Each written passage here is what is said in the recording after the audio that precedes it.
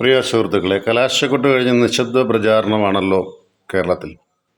ആർക്ക് നിങ്ങൾ വോട്ട് കൊടുക്കണം എന്ന് പറയുകയാണ് എൻ്റെ ലക്ഷ്യം. ജനത്തിനോടൊപ്പം നിൽക്കുന്നവരും വോട്ട് പിടിക്കാൻ വന്ന സമയത്ത് കാണിച്ച ലാളിത്യം കാണിക്കുന്നവർക്ക്. അടുത്തത്, ഒരു സമ്മതിദായകൻ ഒരു MLA യോ ഒരു മന്ത്രിയോ മുഖ്യമന്ത്രിയോ കാണാൻ ചെന്നാൽ കാണാം എന്ന് എങ്കിലും പറയുന്നവർക്ക്. സമയവും വാക്കും പാലിക്കുന്നവർക്ക്. തിരഞ്ഞെടുക്കപ്പെട്ടാൽ പാർട്ടിക്ക് അതീതമായി മറ്റുള്ളവരെ ഉൾക്കൊള്ളുന്നവർക്ക്. MLA യുടെയോ മന്ത്രിയുടെയോ ഫണ്ടിൽ നിന്ന് നാടിന് എന്തെങ്കിലും വികസന പ്രവർത്തനം ചെയ്യുന്നെങ്കിൽ അവരുടെ പേരുള്ള ഫലകം വെക്കാത്തവർക്ക്. സർക്കാരിൻ്റെ നികുതി ഫണ്ടിൽ നിന്നും പാർട്ടിക്ക് വേണ്ടി പരസ്യത്തിന് പണം ഉപയോഗിക്കാത്തവർക്ക്. ഭരണഘടനയ്ക്ക് വിധേയമായി അധികാരം ഉപയോഗിക്കുന്നവർക്ക്. കീഴുദ്യോഗസ്ഥന്മാരോടും സമ്മതിദായരോടും മാതൃകാപരമായി പെരുമാറുന്നവർക്ക്. സ്ത്രീ പുരുഷ ലൈംഗിക കുറ്റകൃത്യങ്ങളിൽ കോടതി കുറ്റക്കാരെന്ന് വിധിക്കപ്പെടാത്തവർക്ക്. വർഷത്തിൽ 2 പ്രാവശ്യമെങ്കിലും സ്വന്തം നിയോജക മണ്ഡലത്തിലെ ബ്ലോക്കിലോ പഞ്ചായത്തിലോ ജില്ലയിലോ സന്ദർശനം നടത്തുന്നവർക്ക്. പറയുന്ന വാഗ്ദാനം പാലിക്കുന്നവർക്ക്. സ്വജനപക്ഷപാതവും പിൻവാതിൽ നിയമനവും നടത്താത്തവർക്ക്. ന്യായമായ സമരത്തെ സ്വാഗതം ചെയ്യുന്നവർക്ക്. ആരോഗ്യം ആത്മീയ മേഖലയ്ക്ക് ശക്തി പകരുന്നവർക്ക്.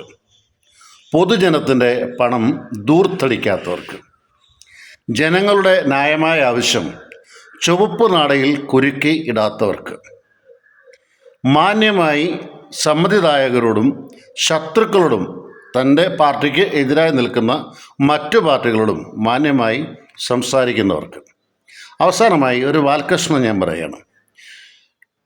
ആറ്റം ബോംബ് കണ്ടുപിടിച്ചവർ ജീവിതത്തിൻ്റെ പിന്നാമ്പുറങ്ങളിൽ എത്തിയപ്പോൾ സ്വയം ദുഃഖിച്ചിട്ടുണ്ട്, ഞാനിങ്ങനെ കണ്ടുപിടിച്ചല്ലോ എന്ന്.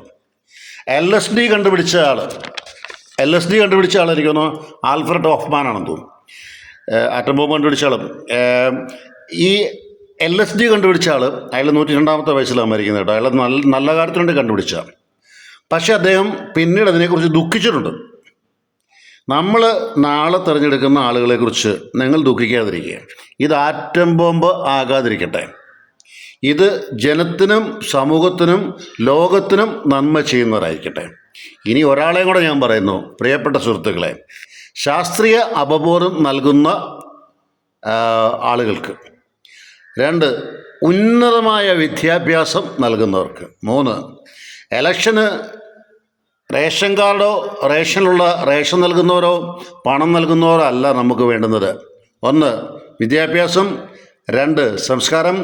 3, സ്വാതന്ത്ര്യം. ഇവ നൽകുന്നവർക്ക്. ഇതാണ് സ്വാതന്ത്ര്യം, വിദ്യാഭ്യാസം, സംസ്കാരം. ഇതാണ് ശരിക്കും ജനാധിപത്യം. ഈ ജനാധിപത്യം എന്ന ഈ 3 തത്വങ്ങൾ നന്മയോടെ ചെയ്യുന്നവർക്ക് നിങ്ങൾ വോട്ട് ചെയ്യുക. ആര് ജയിച്ചാലും നിങ്ങൾക്ക് എന്തെങ്കിലും ഉണ്ടെങ്കിൽ ഉണ്ട്. രാഷ്ട്രീയം കൊണ്ട് ജീവിക്കുന്നവർക്ക് മാത്രമേ രാഷ്ട്രീയത്തിൻ്റെ ആവശ്യമുള്ളൂ. പക്ഷെ രാഷ്ട്രീയമില്ലാതെ ലോകമില്ല എന്ന് മനസ്സിലാക്കിക്കൊള്ളുക. തിരഞ്ഞെടുക്കുന്നവർ ലോകത്തിൻ്റെ, സമൂഹത്തിൻ്റെ, നിങ്ങളുടെ കുടുംബത്തിൻ്റെ, കുട്ടികളുടെ, ഭാവി തലമുറയുടെ നന്മയ്ക്ക് വേണ്ടി ആകട്ടെ. പ്രകൃതിയെ ചൂഷണം ചെയ്യാത്തവർക്കും നിങ്ങൾക്ക് വോട്ട് കൊടുക്കാം. അഭിവാദനങ്ങൾ. ജോൺസൺ കരൂർ.